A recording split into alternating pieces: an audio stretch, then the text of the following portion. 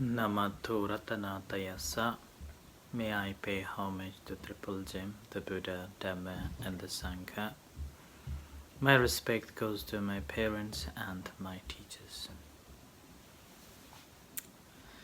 Hello, and good evening, everyone. Today is Tuesday, the 21st of July, 2020. And thank you everyone for joining with me on this Facebook Live Dhamma Reflection. And thank you everyone, David, Sarala, Manish, Margaret, Karina, and everyone. So, today is another day that center was a little busy. So David was at the center to cut the grass. Unfortunately, mower didn't work, so need a service. And in the barn, we have closed our jobs and preparing for the Saturday's event. Now there will be the decoration. It's a little tiring, but this job is done so far. So, and this is the Tuesday. And just the announcement that this evening, after the chanting, I want to be guiding meditation, but Ajahn Pira will be guiding for the meditation. I have another meeting to join at that time. So apologies for not able to guide you a practice of a meditation. But I believe that Ajahn Pira will be guiding you and you can join with him. So, yesterday I was talking about monks' gossips, different stories and different things. I was explaining about expectation and disappointments, like that. Okay? And I also explained that if you really want to know how monks living, then you must have to stay in a monastery, and not only living, you have to learn to know things. Only then you will realize what it is. And in relation to that, so we are continuing from the previous talks. And so today I'm going to speak on the third noble truth that we are focusing on, which I have started from yesterday. And the reason behind, I gave different examples of monastic life, and also I call it the gossips. That's simply because if we haven't been there, we will not be able to explain what it is. Yeah, and when I was studying in the university, I had a thought that what it would like to be a student for the masters, and it was so much, miserable, so-called, expectations and unknown, and what it would like to be, like that. And once I joined it, and I felt like, oh, okay, so this is the masters, and this is a master's course, and this is like this. And now, the same thing with the other people, those who haven't done any courses, then there will be a miserable too. And the same with the coming to the center. There are so many people would like to come, but they have a fear of coming, what it would like to be, or what it is will be. And even talking to the monks, they feel fear, offend or something like that. So these are all the things are basically, we haven't experienced it. And as a result, it's very difficult to explain. And this third noble truth is basically Nirodha, or the cessation, is something like that. That's why when we speak about the cessation or the Nirodha, the third noble truth, Buddha always spoke in a negative way. Didn't spoke in a positive. So always told like a tanha kaya, means extinction of the thirst or the craving is the third noble truth, the Nirodha, cessation. And which is, I think, even this time we can relate to it as well. If someone has gone to test for the COVID-19, if that is a positive, then serious. So we have to go through the what is called a series of guidelines that we have to follow. Staying alone at one place and checking the condition, and then following the guidelines. So when we go for a checking for the COVID-19, what do you think you want to hear, positive or a negative? Obviously we want to hear a negative. So that's why sometimes negative is good. So negative result, that means we are safe and good to go. That is the COVID-19. And the same thing with the Nirodha, that the Buddha is talking in a negative way, or explaining all in negative, like in the extinction of raga, lusts, extinction of the greed, extinction of ignorance, extinction of craving is known as Nirodha, the third noble truth. Ajahn Amaro from Amaravati, before he became the abbot of Amaravati temple in Hemel Hempstead, London, jointly with another monk, he wrote a beautiful book called The Island. And this island, the book called The Island, basically explains about this concept of a Nirodha, a Nibbana. So another word is Nibbana, and which is the ultimate goal in Buddhism, that we all work towards it.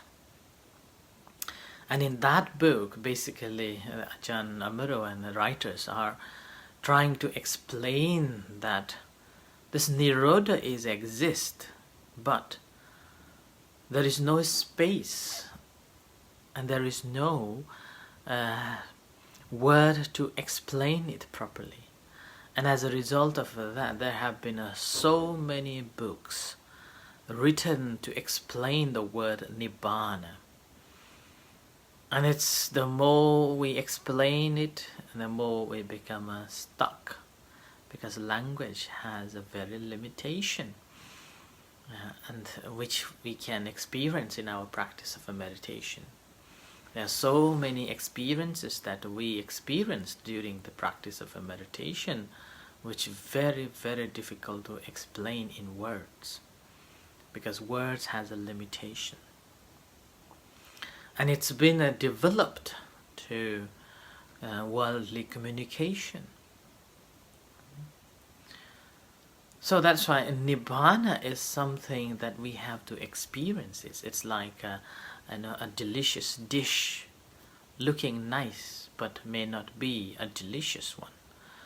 And sometimes dishes may not be nice, but can be a delicious one too. So it's a difficult concept, and yet it's the truth, which is need to be experienced by ourselves. So the experiencing is the most important part of a Buddhism. Sarge, okay, so previous noble truths are, the first noble truth is the suffering, the dukkha, and the second noble truth is the samudaya, which is the cause of a suffering, or in a sense, the suffering and the cause of a suffering. And whereas now we are talking about the third noble truth, which is the nirodha, or in a way, I mentioned yesterday that this is the happiness. Yeah? And the happiness that hasn't got I, and a happiness that hasn't got want, but it's a pure happiness. And that's the Nibbana. And the Buddha was talking about this Nibbana. And it's very difficult to explain, such as like the taste of a food. It's not easy to explain how the taste looks like, apart from how we experienced it. So experiential knowledge of knowing that is the Nibbana, right? And there are so many. And there is another, I think I have mentioned yesterday or day before, that a few years ago I was asked what Nibbana is. And then when I mentioned that Nibbana is a state of a mind that hasn't got any conditions, or end of a reborn, and which hasn't got compound. And the question was, then what happens after I die? So the concept of Nibbana is, as long as we have got this I-ness, then we still longing for the state or the place where we want to be. And a Nibbana is, again, it's not the attainment after we die, but it is attainment while we are alive. Like the Buddha, he was enlightened, and that enlightened is basically attainment of Nibbana. Yeah, Nibbana basically the extinction of the greed, hatred, and ignorance. And now, as I said, this is one of the topics that I always avoided to talk in the past, such as a Nibbana, the concept of a Nibbana, concept of a karma, concept of rebirth. These are the topics that I always avoid to talk about, because it's not easy to comprehend. It's like a story of a fish and tortoise, right? So the story goes like this. Sorry.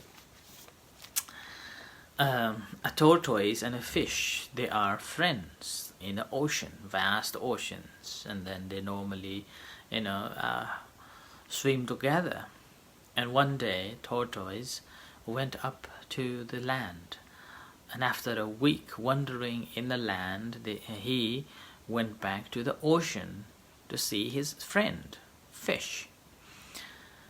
And when meeting with the fish asked the tortoise that, "Where have you been for a week? I haven't seen you." And then tortoise replies, saying, "Oh, I was in the land."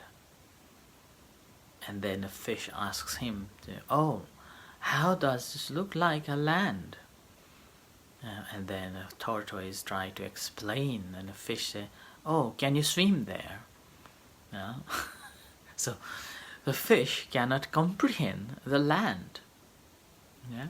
So basically the fish is trying to make sense of its own perception and experience and what it has seen. And the tortoise was trying to explain, "No, you cannot swim there, you walk. And you can see the green trees and the heart." So fish say, "Oh, I don't think that there is a land exist. You're just making it up." So fish couldn't comprehend the land. So, but it's not that the land doesn't exist, because tortoise has been there. Like that. So Nibbana is something like that too. All what we are doing at the moment is simply trying to make sense of it, trying to make ourselves convinced that, oh, there is, or trying to make ourselves feeling comfortable with the concept of a Nibbana in a Buddhism. But in a true sense, we are still not sure. We are unsure about it. But we have a hope.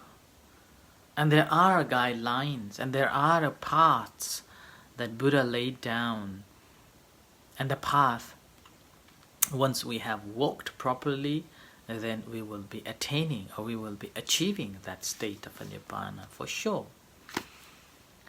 But again, even the Buddha was unable to convince that there is such a state. And the story, again, this is from the very early age, an early stage of his dispensation. The story goes like this. So, after the Buddha enlightened, and he spent 7 weeks contemplating his achievements, and after 7 weeks of his contemplation, he thought that his teachings is so subtle and so difficult to understand for those who are worldlings, and indulging in the greed and accumulation and the lusts. And he thought that, oh, better I stay and meditate until his 5 aggregates collapse. But, however, later he contemplated and thought that there are some people who can understand his teachings. So he decided to go on teaching. So on the way to teach the first discourse of the Buddha now, which is again we are focusing on the first discourse of the Buddha and how we are talking to the Four Noble Truths. So he thought of his ex-5 friends who were looking after him, who were able to understand if properly explained. So having thought so, he traveled from Buddha Gaya to Saranath. On the way, he met with one ascetic named Upaka. Now, on the way, Buddha was having a rest under the tree and just meditated. And having seen his complexion, serenity, and so calm and so peaceful manner, this Upaka, the ascetic, wondered who this is. So he went up to speak with the Buddha and asked who he was. Who he was. And then he asked the Buddha, saying that was the Buddha a god, or a serpent, or an angel, or a human? And the Buddha denied such, and at the end he said, then who are you? Then the Buddha simply replied, saying that I am the Buddha. I am the Buddha. And then he explained again, the ascetic asked, who do you take as a teacher? And Buddha said, well, I have destroyed the cravings. I have destroyed all the tanha, the cravings, the thirst. I have destroyed the raga, dosa, moha, or the greed, hatred, and ignorance. I am enlightened. And now the Upaka was neither convinced nor not. He simply shook his head, nodding, oh, maybe. So he didn't continue listening to the teachings of the Buddha, but he simply walked away. And as a result, this ascetic's name became nodding ascetic, or in Pali language it's called karaka. Means maybe. There's no word for this sign of So Pali also, in a Pali language literature they use same Karaka basically means a person who acts like maybe, or So he walked away, despite of a meeting to the Buddha.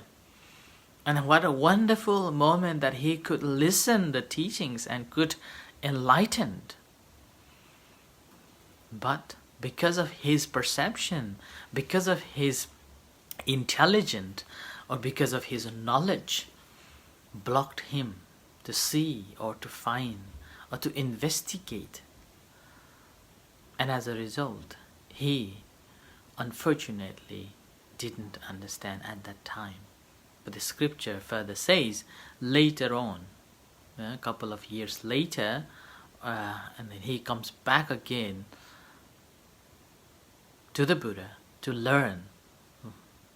And later he became the monk and became the Arhat, one who has completely freed himself. Arhat means the freedom. Freedom from what? Freedom from greed, hatred and delusion.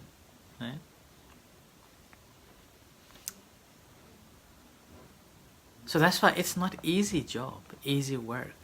And as a result, I always avoid it to explain. And all I can say is simply based on the teachings and what I have heard and what I have learned. Nothing more than that. And that's all I can say on this topic, on this story, the Nirodha. In Dhammacakkappavattana Sutta, the Buddha said, Jago patinisako mutti analayo. And these are the 4 main teachings that simply explains how to let go. And letting go is the main theme of this third noble truth. And again, this is not Buddha laid down. Up to third noble truth, it was there before the Buddha, during the Buddha, and after the Buddha. Buddha simply discussed and opened the lead to see that the teachings and all what we have to do is to see as Buddha had seen. So this third noble truth is not easy subject to comprehend, yet doesn't mean that we shouldn't be studied, doesn't mean that we shouldn't be discussed. And now I think I will end here because I have to attend another meeting today. So I end the second day on the third noble truth, just giving you the idea of what it is, and unless we experience, only then we can explain what it is. Doesn't matter what in our life, anything, once we have gone through, it's very easy to explain what it is. And at the moment, all what I'm doing is to let you understand some sort of a concept. But again, these are simply, it's like in Lankavatara Sutra, the Mahayana Sutta, speaks saying that ignorant person is like an elephant stuck in the mud. So having a lot of information about it, but still not able to come out from the mud. Right? So we'll discuss further on tomorrow on this topic. I end here for tonight. In a few minutes time there will be a chanting and guided meditation. Although I am not doing today, Ajahn Pira is leading for today. And we'll see you tomorrow at the same time, 6:30, for the talk and guided meditation. So until then, may you all be well, happy and peace. Stay safe, take care. May the Buddha bless you. And thank you everyone for your support and following and listening to the talks. So may the Buddha bless you. Thank you. Thank you everyone.